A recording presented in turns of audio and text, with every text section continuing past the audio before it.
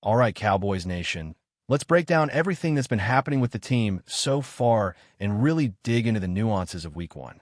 There's been a ton of chatter about running backs, trades, and potential targets, and honestly, the situation isn't as simple as it might seem at first glance.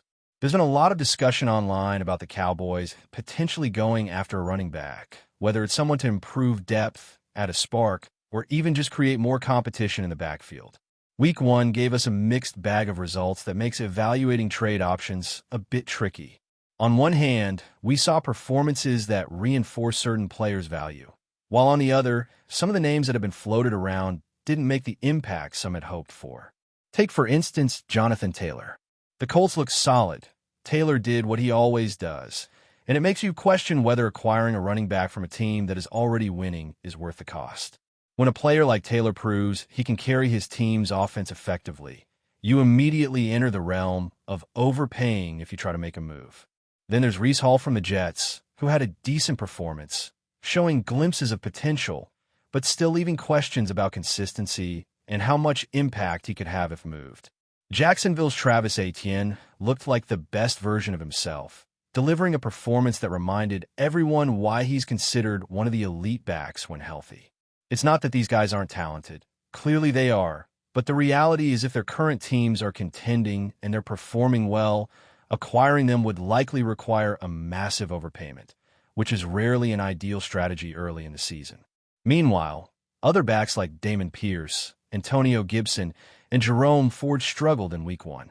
Their contributions were minimal, making you wonder if trading for one of them would truly elevate the Cowboys' offense or just add a player who might fill a roster spot without changing the trajectory of the season.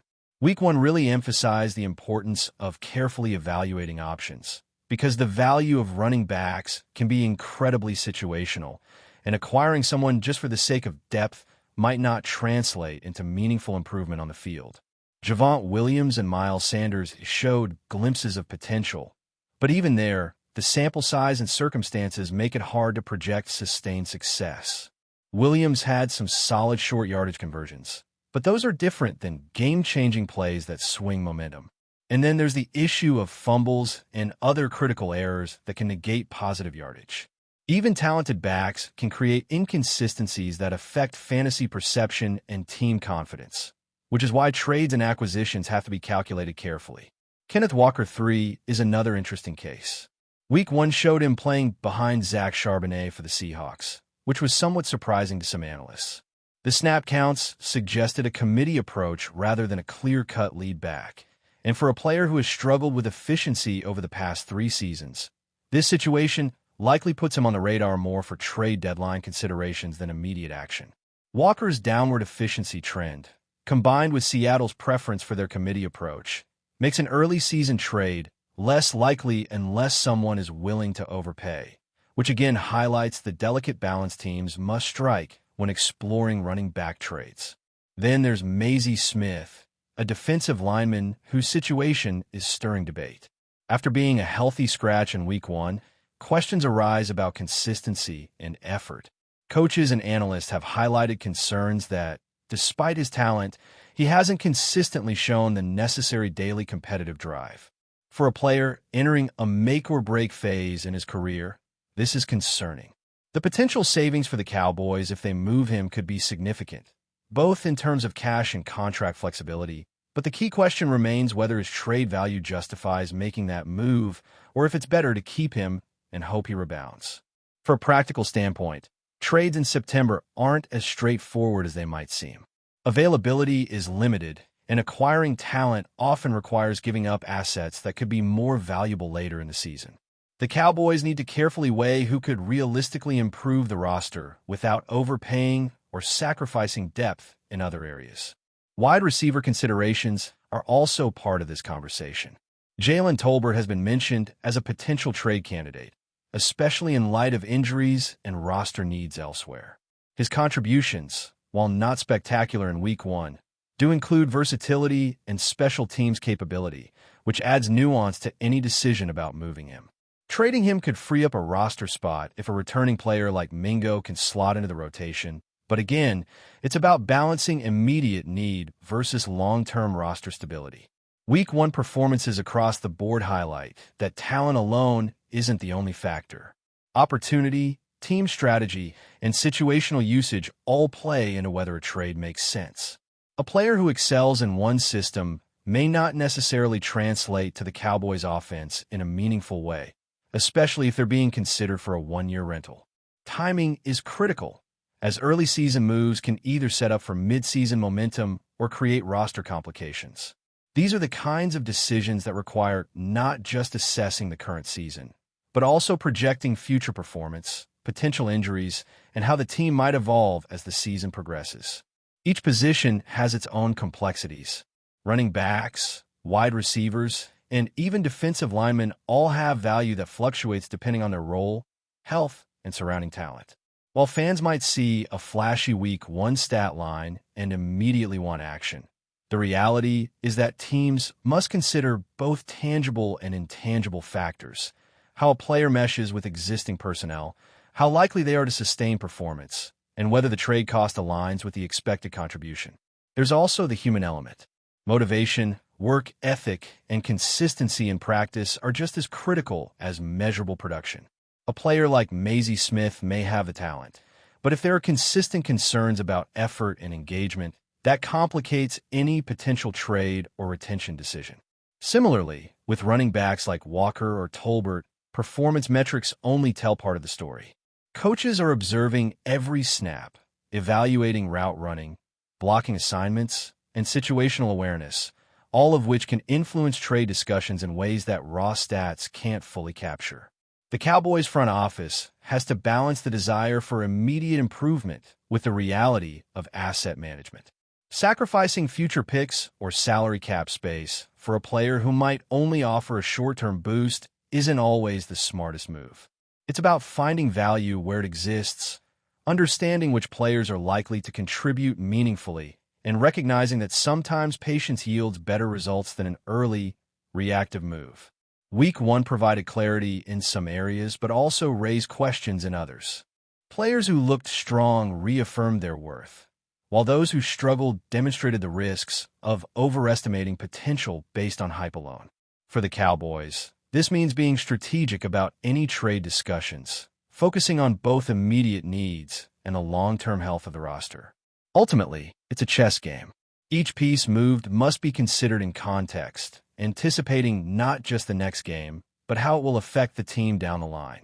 Performance, potential, fit, and financial implications all intersect, and the front office has to weigh them carefully before making a move. Week 1 has reminded us that while excitement around trades is natural, the reality of finding a player who truly elevates the team without overpaying is complicated. Every decision has ramifications, and rushing into a trade without thorough evaluation could do more harm than good. This is why discussions around running backs, defensive linemen, and wide receivers are ongoing, because the optimal solution may not always be obvious from the outside. It's about understanding the nuances of performance, opportunity, and organizational goals, while keeping an eye on both short-term success and long-term stability. The Cowboys have to navigate these waters carefully, making moves that strengthen the team now while preserving flexibility for the rest of the season. The Cowboys' situation heading into Week 2 highlights just how intricate roster management can be. Week 1 showed us flashes of potential and areas of concern alike, and the key now is to evaluate how to capitalize on strengths while addressing weaknesses without overreacting. One area that remains under scrutiny is the wide receiver group. Jalen Tolbert, for example, didn't make a huge splash in his first outing, but his versatility cannot be ignored. He's capable of lining up across multiple positions, contributing on special teams, and providing depth that could be crucial if injuries strike. Trading him might seem like a way to gain immediate assets, but it's also about the depth and options you retain for the offense. The Cowboys must consider whether the return justifies losing a player who can step in at multiple spots and has experience within the system. Meanwhile, other receivers like Mingo could influence how the team approaches Tolbert's role. If Mingo is ready to rejoin the rotation, that opens up the possibility of moving Tolbert while maintaining adequate depth at the position. However, even in that scenario, the timing of a trade must be strategic. A premature move could leave the team thin if other unforeseen circumstances arise. And that's the fine line the front office has to walk, balancing immediate gain with contingency planning. Turning back to the running back situation, the Week 1 performances also remind us that opportunity is as critical as talent. Javonte Williams and Miles Sanders had moments of success, particularly in short yardage and situational plays, but those isolated highlights don't always translate into sustained performance across a full season. Coaches are not just looking at yards per carry. They're evaluating decision-making, vision, ability to follow blocks, and ball security. That's why a player who might shine in one system or on one team might not immediately elevate another team's offense, especially if that team already has established contributors. Kenneth Walker III remains a particularly intriguing case. Week 1 indicated a committee approach behind Zach Charbonnet in Seattle, and his declining efficiency over the past few seasons suggests he may be a more complex trade target. Teams considering acquiring him have to weigh not only his current performance, but also his trajectory, injury history, and how he fits within the Cowboys' offensive scheme. It's not just about acquiring talent. It's about acquiring talent that maximizes value relative to cost, and early in the season, the margin for error is slim. Defensive considerations also come into play, particularly regarding Mazi Smith.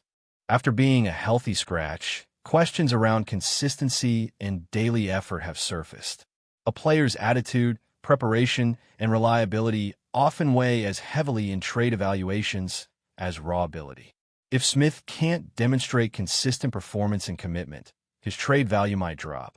But moving him also offers financial flexibility and the chance to bring in a player who could make an immediate impact. The calculus here isn't simple.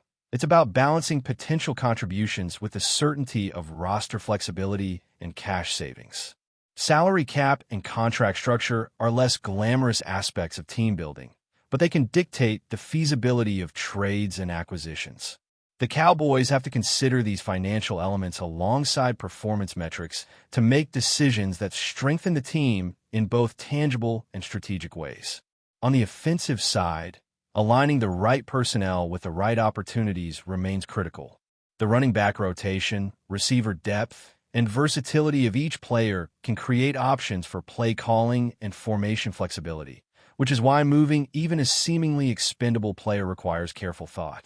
Trade decisions are never purely transactional. They're strategic moves with ripple effects across multiple positions. Week 1 also highlighted that some players' contributions are less visible but no less important. Special teams involvement, blocking assignments, and situational execution can make a huge difference over the course of a season. Players like Tolbert may not light up the stat sheet, but their presence and reliability in these areas add value that can't always be quantified easily. As the season progresses, teams will continue to evaluate these intangibles, and the front office must balance measurable production with the often subtle impacts of these supporting roles. Looking ahead, the Cowboys' approach must be proactive rather than reactive. But before we continue, don't forget to subscribe to our channel and give this video a like. Your support helps us keep bringing you the latest updates on the Dallas Cowboys. Feel free to share your thoughts on the news in the comments as well. In what would surely be one of the most shocking moves in NFL history, whispers around the league suggest that Patrick Mahomes, the Kansas City Chiefs superstar quarterback, might be packing his bags and heading to the Dallas Cowboys. Sources close to the situation, though anonymous, claim that Mahomes himself dropped a bombshell statement on social media late last night. "I'm going to the Cowboys." The post, which has since gone viral, sent fans into a frenzy, with speculation running wild about what could possibly motivate the reigning Super Bowl MVP to leave the city that has crowned him one of football's greatest.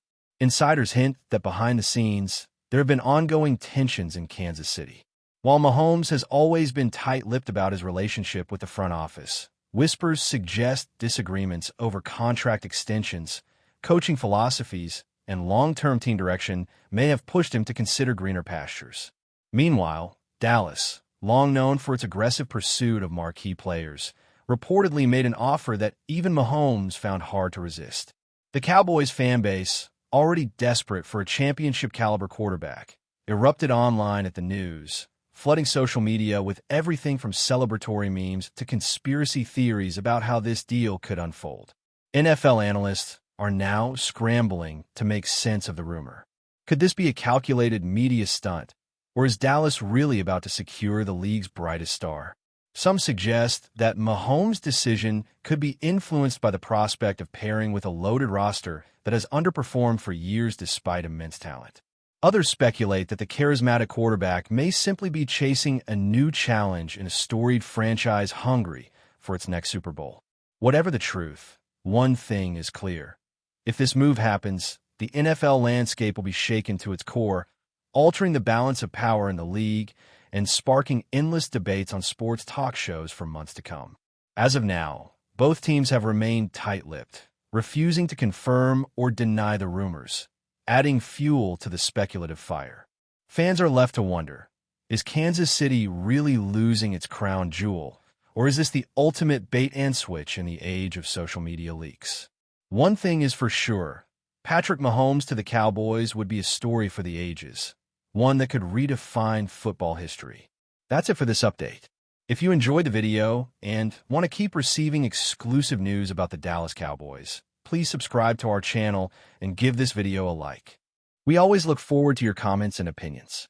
See you in the next video.